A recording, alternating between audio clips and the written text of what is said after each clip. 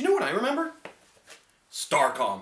Starcom was an amazing show. 1980s, everybody was loving fantasy. There was actually Visionaries was going around. It was a great show. It was all about toys. You end up having He-Man, fantasy, all about toys. But there's also other toys, space toys. So kind of inspired by NASA, by the Young Astronauts Council. But in the end up, it was actually turned into a toy line and a TV series and just something that was really entertaining for kids. The whole premise of it was just to get people actually interested in NASA again, because nobody was worrying about space travel. Everybody had moved on to something else. And at the same time it is now that we're looking at the entire world where budgetary money is getting pushed away from space and science and getting moved into other things. But Starcom still exists. It's still around. You can still go and hunt it down. I mean, some of the toys are collector's items now. But the toys came back. Mattel bought the rights to them in the late 90s and actually re-released them again. Of course, taking off all of the US flags and all of the US memorabilia, so they weren't really Starcom U.S.S.F anymore. They were just Starcom, which is kind of cool. In fact, it put on new decals and new designs. In fact, I remember buying more of them whenever it came out at that point because, you know what, I actually was addicted to them and I was much older and I got to appreciate them a little bit better. The toys themselves, I mean, the show was a toy commercial, just like Transformers. It was everything else. But the toys themselves were fairly unique. I mean, you're sitting looking at them. They're all vehicles and action figures, but they weren't just like ones that you bought and you played with. They had a function. They had a little thing. They had like they had their gimmick. Everything had a gimmick. So you had space stations, you had spaceships, you had space rangers, you had space everything. But they all had their little gimmick. In this particular case, it was like spring-loaded motion things that were inside. You'd flip a wee switch and you'd have the wee thing in your hand and it would fold out and it would actually change its shape and mode and it would turn into like a plane rather than actually being a small box that was sitting in your corner. Or there was like a trike one as well that had machine guns on the top of it. But all of those toys ended up just really going by the wayside because the show itself only got 1 year on broadcast. It didn't even get stay on syndication. It got 1 year on syndication and then just disappeared. The only reason why I know about it is because I actually got to own the toys. That's the best part of it. Whenever you actually know about one toy or you've actually got to play with them as a kid and you were the one person that had them but nobody else had them and you loved them so much, you got to go around and tell people about them. You got to be the prophet. You got to be the, I don't know, the purveyor of absolute virtues of mechanical toys rather than actually people sitting playing with their action figures. But in the end up, didn't really do anything. I mean, I got copies of this TV show on VHS whenever I bought the toys.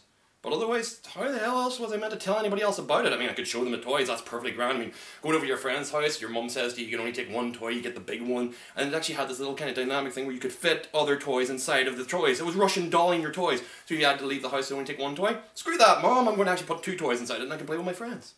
But I digress. It was all about the U.S.S.F, United States Space Force, versus the Shadow Force. I mean, like, the Force. I mean, that's the choice of word, Force, but they're pretty much peacekeepers. That's what they should have been.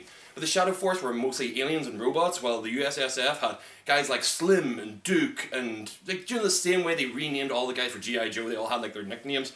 They all had codenames as well. But these times, it wasn't actually the fact that it was their codename, it was more the fact they actually just had nicknames. They had full names, they had like, they actually all had their ranks and everything else as part of it. I'm not going to go through them now, because the point is, you're going to have to check out the show at some point. But the toys themselves, I mean, end up having this really kind of weird dynamic. You looked at the world that the toys existed in and the actual TV show itself, but all of the actual toys had multiple use. I mean, of course, it looked like a ship that was there to destroy bad guys. But it also did cargo carrying, and also did personnel transfer, and it was one of those things where it was actually the world that would be in a space station, the possible future of space travel and living in space. We got to see it firsthand. And then the actual multitude of uses that people end up using. The whole idea of a reusable space shuttle probably was one of the predominant things at the time as well. The show itself was actually made by Dick Productions. Well, if you ever get the chance, check out that movie. The music was done by Shuki Levy. The guy does so many TV shows. If you go and look at him, go check out Shuki Levy online. Just Google his website. He's got so many shows under his name. We all know shows that he's worked on. He's most predominantly known for doing the Power Rangers series and doing VR Troopers and Big Bad Beetleborgs. But most of the stuff was actually just all animated cartoons that we all love. But this is one of the ones that doesn't really get paid attention to.